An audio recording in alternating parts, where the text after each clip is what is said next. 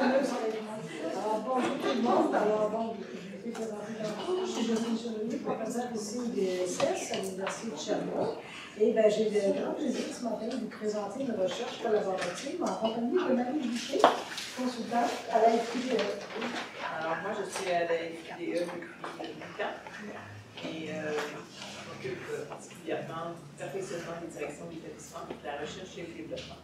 Alors, moi, mes centres d'intérêt, c'est la gestion du changement, les mesures de soutien d'apprentissage, l'insertion professionnelle et les pratiques de gestion. En fait, je suis un peu partout suivie sur le département. J'ai beaucoup d'intérêt d'arriver. Donc, cette recherche a eu pour mandat d'aller voir qu'est-ce qui se passait au niveau de la réussite, de la persévérance dans le secteur public. Donc, le plan de présentation, donc pourquoi on a fait cette recherche-là? La problématique et les objectifs, quels sont les concepts et les cadres de référence qui nous ont inspirés. Et on va mettre en face sur la part du comité conseil, qui a été très précieux dans cette recherche collaborative. On va parler d'anecdotes, des résultats, et on va conclure avec la valeur ajoutée de travailler en collaboration. Alors, je fais des liens avec tout ce qui a été dit ce matin. Oui, c'est ça qui est bien placé. Parce que Emmanuel parlait de répondre à des besoins pour installer des bonnes collaborations. Alors, nous, la Fédération québécoise de direction d'établissement, pour ceux peut-être qui connaissent moins l'organisation, on regroupe une vingtaine d'associations de directeurs d'école. Et chaque année, il y a des rencontres, il y a une structure de participation.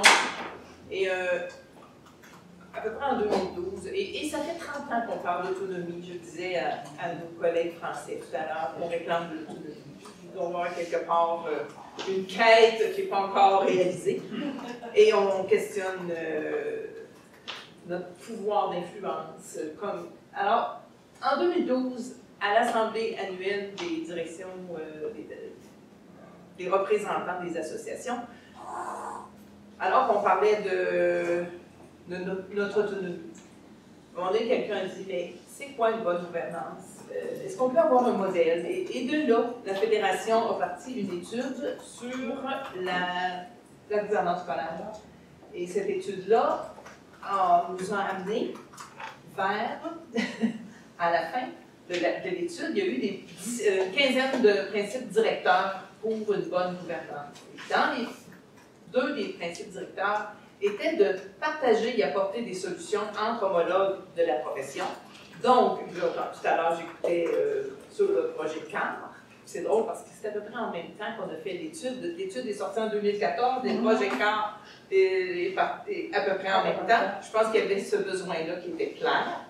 Et créer une plateforme de praticiens de la gouvernance scolaire. Donc, nous, au niveau de la FIDE, on a créé une plateforme où on dépose des documents, des références, des recherches et tout ça. Alors, ce besoin-là de collaboration, il avait été identifié. Donc, c'est sûr que la réussite scolaire, la persévérance, c'est pas un sujet qui est nouveau dans l'univers éducatif. On en parle, il y a eu des travaux très intéressants qui ont été menés. Par exemple, Calment et Laforêt, le ministère de l'Éducation de l'Ontario, Archambault, Garon et Armora qui se sont particulièrement intéressés aux écoles montréalaises à milieu défavorisé. Il y a aussi Collerette, Pelletier, Turcotte qui ont travaillé avec 6 écoles secondaires en Estrie pour identifier des pratiques qui étaient efficaces pour la réussite et persévérance des élèves. Alors nous, on s'est dit, on va aller voir, pas seulement du côté des écoles secondaires, mais aussi du côté primaire. Et notre intérêt, ce n'était pas pour les écoles qui, bon an, mal an, performent toujours bien, se tiennent toujours en haut de la liste là, pour les écoles qui performent. Nous, ce qui nous intéressait, c'était les écoles dont la réussite s'améliore, quel que soit leur point de départ. On a certaines écoles, je ne vous cacherai pas, dont les taux de réussite étaient, et ça c'est les paroles mêmes des directions, catastrophiques. Là. Genre 40-45% des élèves au secondaire qui terminent leur secondaire 5. Mais ces écoles-là, moderne à l'an, ils grignotent toujours quelques pourcentages de réussite de plus. Ça monte, ça monte, ça monte, ça monte depuis 4 à 5 ans. Qu'est-ce qu'ils font ces directions-là? C'est ça qui nous intéressait d'aller voir. Donc, vous allez pouvoir faire des liens avec les présentations qui viennent d'être faites. Je trouve qu'on est judicieusement placé à ce moment-ci pour vous présenter ça. Donc, l'objectif était vraiment d'aller voir quelles sont les pratiques de gestion de ces directions-là, voir comment ces gens-là ont mis ces pratiques-là en place et en lien avec leur milieu, parce que la contextualisation des pratiques, c'est très, très important pour nous, dans un esprit de partage, comme le mentionnait Marie, entre les directions d'établissement. Donc, le concept et cadre de référence, bon, une pratique de gestion, qu'est-ce que c'est?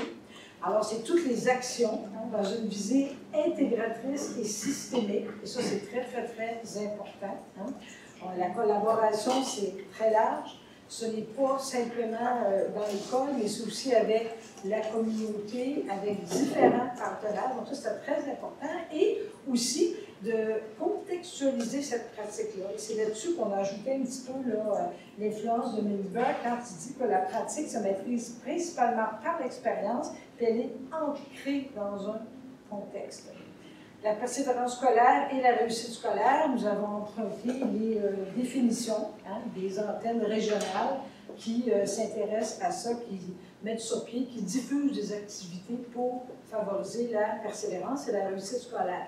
Le cadre de référence de la recherche comme tel a été adapté d'un cadre qui avait été élaboré par Lightwood, qui est quelqu'un de bien connu avec son équipe. Donc, ce qu'on a dit, c'est que c'est sûr que les pratiques de gestion de la direction, l'impact est réel, mais ça demeure un impact indirect. Ce n'est pas la direction qui est assise dans la classe, c'est l'enseignant. Alors, qu'est-ce qui influence les pratiques de gestion et comment les pratiques de gestion peuvent avoir de l'influence pour, en bout de piste, favoriser la persévérance et la réussite. Donc, la méthode, Marie? Oui, la méthodologie, là où je pense qu'on s'est senti partenaire, c'est quand Jocelyne nous a contactés à la FQDE pour dire j'aimerais mener une étude sur les pratiques de gestion. Elle avait aussi identifié dans l'étude sur la gouvernance que ce besoin-là avait été nommé. Puis elle nous a contactés pour dire j'aimerais ça le faire avec vous, mais pas juste aller dans. Vous observer, là. C'est travailler ensemble pour voir comment on peut travailler ensemble sur cette étude-là. Nous, à la FQDE, on a une structure de consultation. Il y a on appelle ça des CRT, des conseillers aux relations de travail. Il y a les gens qui sont aux communications. Il y a un groupe qui s'appelle les conseillers aux affaires professionnelles. Eux, c'est un représentant par association qui se réunissent 3 fois par année et qui sont responsables du développement professionnel dans l'association. Alors, quand Jocelyne m'a contactée, j'ai dit ben, on va impliquer les conseillers aux affaires professionnelles. Elle est venue présenter le projet à ces gens-là, leur demandant leur participation ou, ben, si eux ne pouvaient pas, de trouver dans leur milieu des gens. Alors, finalement, il y a eu 6 directions qui se sont jointes au comité conseil qu'on appelait et qui ont pu comme, travailler avec Jocelyne sur vraiment tout la structure, les étapes de la recherche. On a été consulté sur, c'était mon mot, c'est ça, comment on allait la démarche finalement. Alors, tout le déroulement, la démarche, les gens du comité conseil ont pu s'exprimer, influencer Jocelyne, est arrivée vraiment très humblement à nous dire, ben moi, voilà, je vois ça comme ça. Et en passant, on a une des personnes qui était sur le comité conseil ici, Julie Cartier. Alors, est une des directrices qui a travaillé avec eux. Alors, les gens se sont sentis comme le droit de te dire, ben ça, Jocelyne, on n'est pas sûr, on aimerait mieux ça. Alors, on a eu la place pour réagir et t'influencer sur la méthodologie. Oui, on n'a pas joué à la petite démocratie. Non. Je vais vraiment chercher intéressant. C'est important pour moi de valider d'abord la finalisation des objectifs, comment ça va se passer. On s'est entendu sur les critères pour sélectionner nos participants, méthode de collecte. Elles ont été très généreuses, les directrices sous coach, parce que maintenant, Julie n'est plus directrice, elle fait du coaching. Je les ai utilisées pour tester les entrevues, le déroulement. Donc, on a fait des pré-tests avec elle. On est revenu avec ça. On a changé l'ordre de certaines questions. De valider le questionnaire. On en a précisé. On a vraiment travaillé et le travail se continue au niveau de la diffusion des résultats parce que c'est ça qui est amorcé en ce moment. Donc, les conditions de succès. Qu'est-ce qui a fait que ça a été intéressant pour les gens du comité conseil? Bien, d'abord, ça les intéressait, la pertinence du sujet. Hein. Le sujet les intéressait, ça leur semblait pertinent. Ils se sont engagés volontairement. L'ouverture à la collaboration était réelle. Il y a eu de la souplesse dans l'organisation des rencontres. J'étais moi-même directrice d'école pendant 20 ans.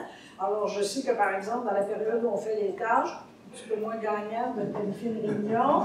Hein, je savais très bien à quelles étapes on remet les bulletins, sur ça, on fait attention. Et la volonté aussi de réguler de façon très, excusez le plongasme, régulière. Hein, réguler régulièrement.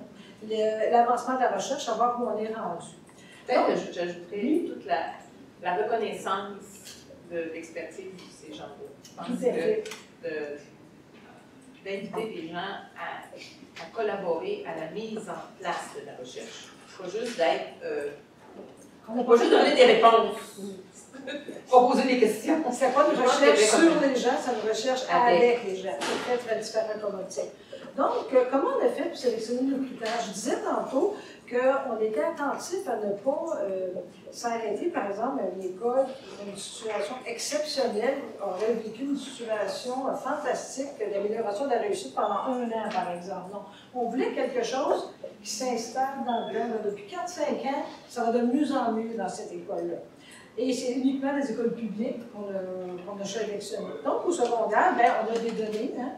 L'Institut Fraser, qui vient d'ailleurs de les publier tout récemment, qui regarde les taux de réussite, les dégages choses, ils vendent ça par matière, tout ça pour les écoles secondaires. Ils ne le font pas au primaire. Il y a certaines provinces canadiennes où ça se fait. Elles le font dans 4 provinces canadiennes. Il y a certains endroits où ils le font aussi au primaire, mais ils ne le font pas au Québec. Donc, on s'est dit, bon, qu'est-ce qu'on va prendre? On va aller chercher quelque chose de commun. Donc, l'examen de français lecture au secondaire.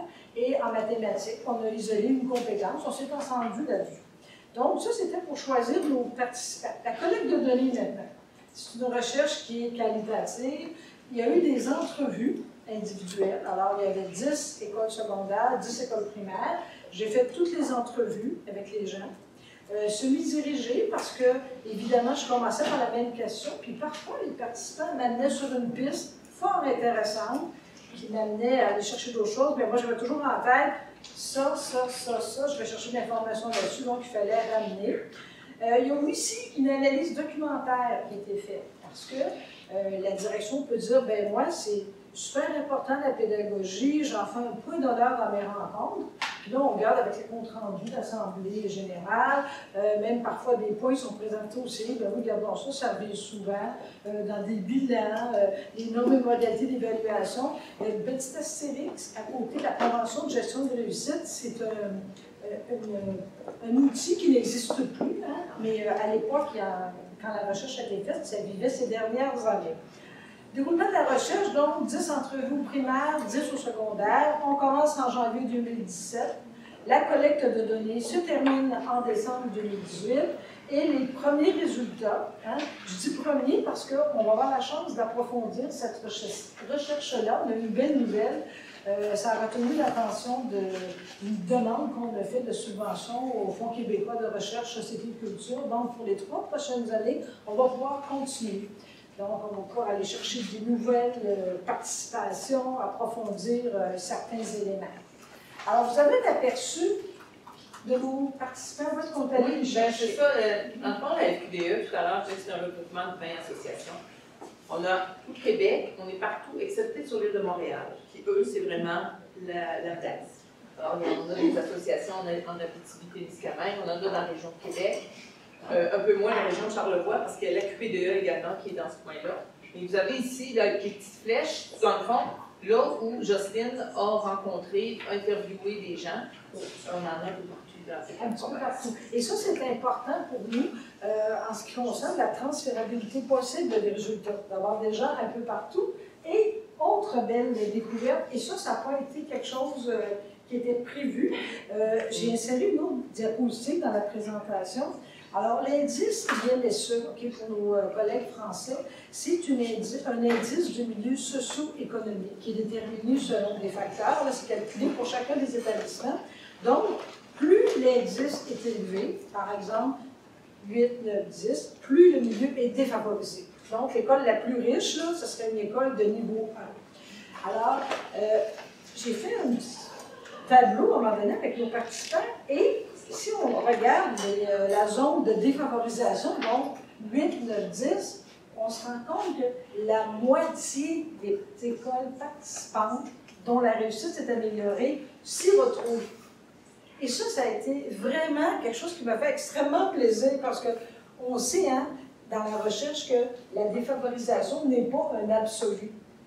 Ça peut être un facteur précipitant, ça peut être associé à d'autres facteurs, mais ce n'est pas parce qu'une école est située en milieu défavorisé qu'automatiquement elle ne réussira pas.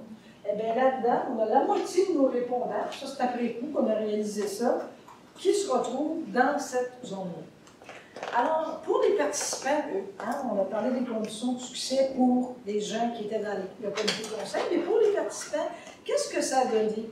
Bien d'abord, la pertinence de la problématique traitée les intéressait, se sont engagés volontairement. Il y a eu bien sûr un respect absolu de la confidentialité. Ça, c'était vraiment très, très important. Une souplesse dans l'organisation des rencontres. Alors, évidemment, je ne suis pas allée partout. Là, en Gaspésie, ça s'est fait par Skype. En Abitibi, ça s'est fait par téléphone, des fois, tout ça. Et je m'ajustais. Parfois, on a dû interrompre parce qu'il y avait une urgence dans une école. Vous savez, dans la direction de l'école, ce qu'il faut prévoir, c'est surtout le début. Donc, ça a arrivé des fois que ça a coupé, on est revenu, tout ça. Les gens ont fait, et avaient la possibilité de faire un retour. Parfois, des gens qui m'écrivaient, petit courriel, Chevrier, j'ai oublié de vous dire telle affaire, c'était important, par exemple, ou m'appelait. Donc, ça a été des conditions qui ont été là, identifiées par les participants comme étant des conditions de succès. Qu'est-ce qu'on a appris de cette recherche-là?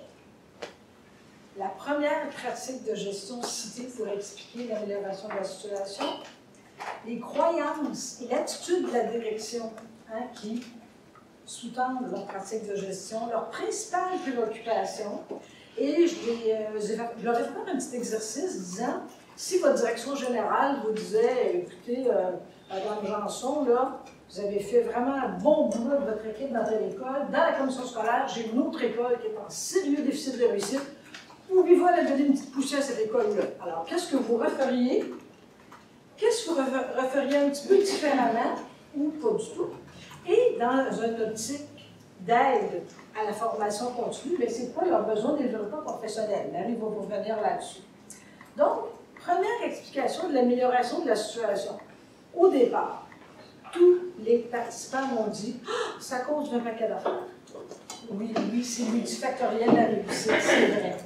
Mais moi, j'ai été un petit peu plus pointu, je dis « mais si vous aviez à me nommer là, une chose dans votre école, parce que moi, regardez, là, je vois vos chiffres, tout ça, je lis des choses sur votre école, ça va de mieux en mieux. Pouvez-vous m'expliquer pourquoi? » Et là, ça va rejoindre ce que des gens ont dit tantôt.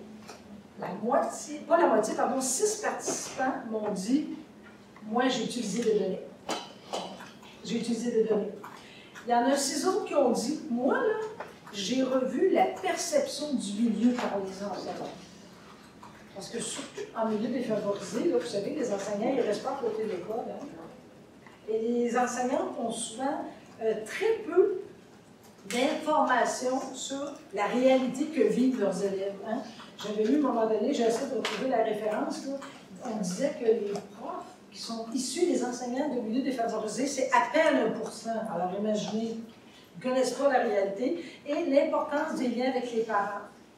De repenser l'offre, l'organisation des services éducatifs, de s'appuyer sur le projet éducatif, d'encourager les pratiques collaboratives et d'utiliser des pratiques probantes. Alors, le P, c'est primaire, puis le S, c'est secondaire. Très original comme ça. Alors, c'est comme ça que j'ai séparé les écoles.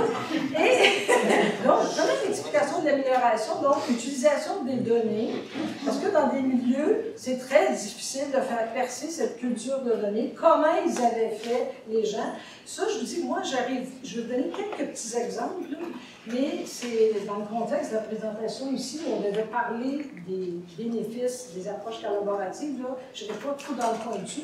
Par contre, quand je vais dans des commissions scolaires animées, comme j'en ai fait une mardi dernier, les directions, toutes les directions dans un CCG, bien là, j'arrive avec vraiment des verbatims, j'arrive avec des exemples concrets de ce qu'ils ont fait. Les gens discutent de ça en atelier, disent « qu'est-ce qui me ressemble là-dedans? Qu'est-ce que je pourrais prendre? qu'est-ce que je pourrais adapter, puis quelles sont les choses que moi je fais que je peux rajouter. C'est très interactif. Okay? Parce que quand on parle, par exemple, des pratiques probantes, tout le monde l'a dit, et ça m'a réjoui, parce que condition personnelle, c'est ne pas copier-coller ce qu'on voit ailleurs. Le mur à mur, on oublie ça. Moi, j'ai pris la pratique probante, j'ai dit, hey, ça a du bon sens, la recherche appuie ça. Comment je peux appliquer ça dans mon milieu en, des fois, j'ai l'expression, twistant ça un petit peu, en insistant plus sur ceci ou sur cela. Donc, les gens ont un regard très critique là-dessus, et ça, c'est très intéressant. Les croyances et attitudes de la direction, hein, en relisant toutes les verbatimes de leurs entrevues, bien là, j'ai pu voir qu'est-ce qu'ils pensent de l'éducabilité des élèves. Ah, pour eux, c'est fondamental.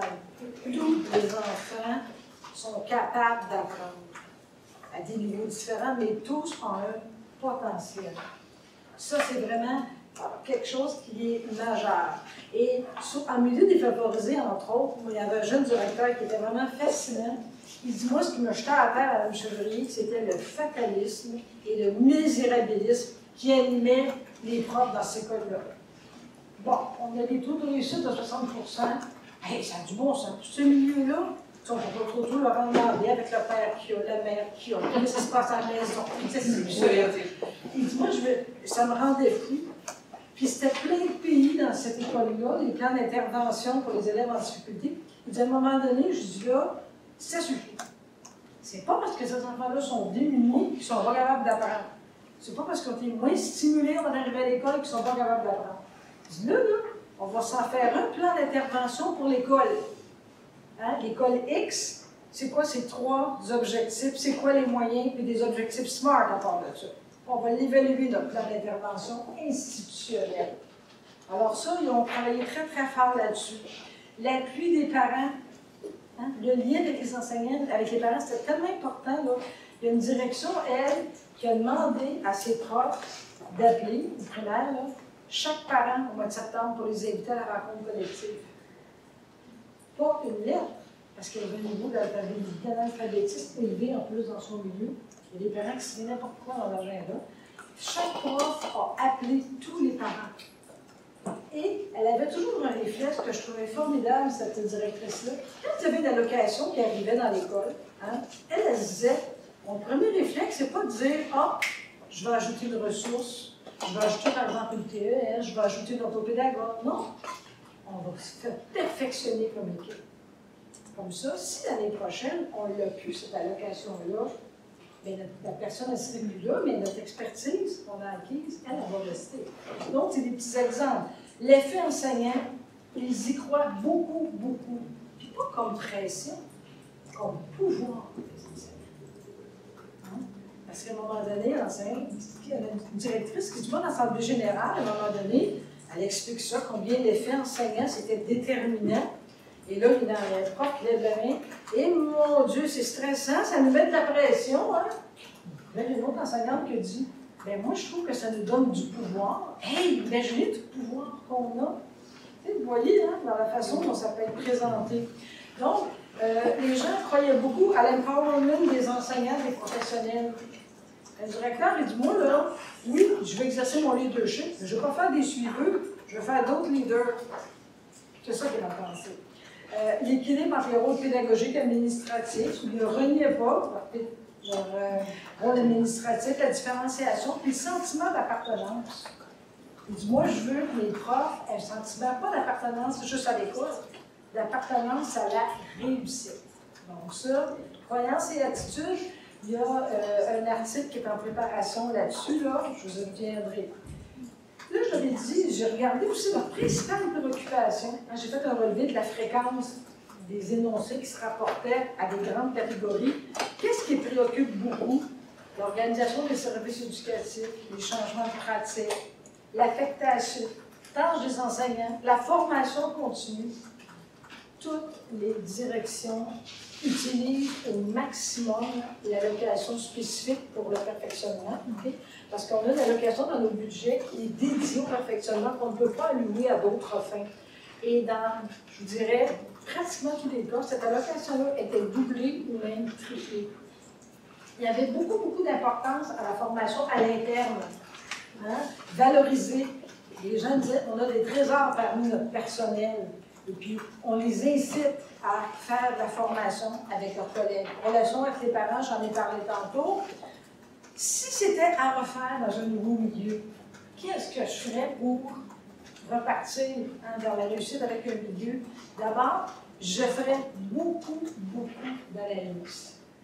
Prendre le temps d'analyser son milieu. Pas 10 ans, là, mais prendre le temps, hein, de façon formelle, de façon informelle, d'aller voir la caractéristique des élèves, le profil des enseignants, questionner l'absentéisme des élèves. Ça, c'est un cheval de bataille important au secondaire. Il y a un prof, il y a un directeur qui a dit « Moi, avant d'intervenir, j'essaie de comprendre. » Compréhension avant intervention. Il y a une raison pourquoi cet élève-là est absent. Il y a une raison pourquoi. Analyser les activités parascolaires, le milieu, rechercher les leviers. Dis-moi, je me promenais plusieurs dans mon personnel. C'est qui les porteurs de ballon dans cette école-là? C'est qui les profs qui vont pouvoir m'aider? C'est qui ceux qui gênent du sable dans la chaîne? Hein? Essayer de freiner l'engrenage. Je vais m'arranger pour écouter de résistance un peu. Qui connaît l'histoire de l'école? Qui est un haut-parleur? Par exemple, si je dis à Joseph, comme ça, innocemment, autour d'un café à la récré, je pense que je vais essayer telle affaire. On est sûr que 2 récrés suivantes, tout le monde est au courant. Alors, connaître son équipe, très important. La communication, hein? Beaucoup d'attention aux moyens de communication, écouter les préoccupations du personnel, le lien fort avec les enseignants. Avoir une gestion, il y a une petite pensée que j'ai trouvée intéressante, une phrase de directeur, il dit « Moi, oui, j'ai une gestion transparente, mais pas invisible. » Je la gère, mon école. Hein? Donc, ainsi sur le secrétaire enseignant, il faut partir avec une petite action qui est porteuse, qui va amener des choses pour la suite. Ensuite, l'historique du cheminement de l'équipe école. Et au niveau de la communication, il y a des gens qui vont dire des fois, je n'étais pas assez préparée. Mes questions devraient être plus préparées, je devrais clarifier davantage mes attentes. Puis le développement de la recherche en éducation, j'ai intérêt à diffuser ça davantage dans mon métier. Pratique de gestion, bon, capitaliser davantage sur ce qui existe déjà dans l'établissement. Il y en a, mais des fois, c'est pas beaucoup, mais des choses qui sont bonnes, qui se font bien, des bonnes pratiques. Dire aux gens, hey, ça va bien ça, on peut-tu transférer ça ailleurs? On peut-tu voir qu'est-ce qu'on peut faire avec ça? Insister sur la présence du délégué syndical, le comité qui analyse la situation de l'établissement, ils mettent dans le bain tout de suite. Il y en a qui se sont fait avoir, je peux vous dire. Ils ont dit à la direction, ben là, c'est vrai, là, on ne peut pas être contre la vertu, puis tranquillement, pas vite, ils ont embarqué dans le train, comme on dit. Besoin de développement professionnel, la vie comme ils doivent de ça? Oui. C'est sûr que c'est drôle parce que quand j'ai vu ce qui était sorti, j'ai fait automatiquement le lien avec une autre partie de ma tâche, c'est d'organiser un congrès biannuel pour les directions d'établissement. Quand j'organise le congrès, je vais toujours à la quête de dire c'est quoi vos besoins, qu'est-ce que vous aimeriez avoir comme atelier et tout ça. Et ce qui ressemble à résolution de conflit, c'est comme ça, c'est l'atelier là où tu as 700 participants au congrès, puis tu en as 100 qui s'inscrivent le matin à cet atelier-là, puis 100 l'après-midi, puis si tu pouvais, tu en aurais peut-être 200. Résolution de conflit, c'est vraiment la problématique, puis c'est pas juste, c'est la résolution de conflit avec les enseignants, avec les parents.